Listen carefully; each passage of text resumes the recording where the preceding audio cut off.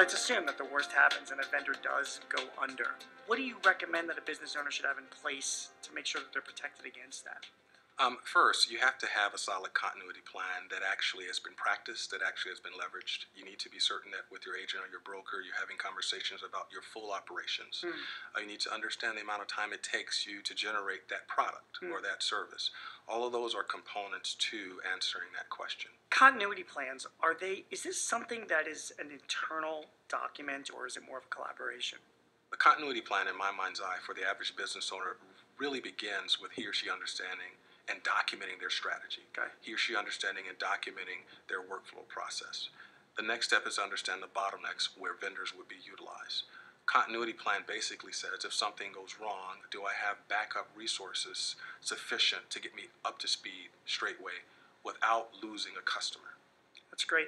We're talking about mid-sized businesses here. So these are not Fortune 500 companies, and mid-sized businesses don't have all the resources in the world. So the continuity plan should mirror the growth, size, changes in the organization, or changes in the economy related to that industry. How about the agent? If you're an agent and you're dealing with a mid-sized company, what would you be doing to help them with a continuity plan?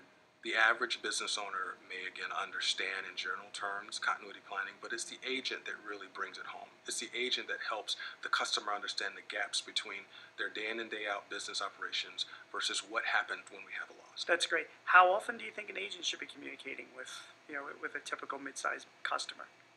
The agent really should have as a core part of his or her interaction understanding the continuity plan and having that conversation. So if I'm an agent, I'm having a conversation with you as one of my customers, I'm always thinking of the continuity plan. It's a core part of the conversation.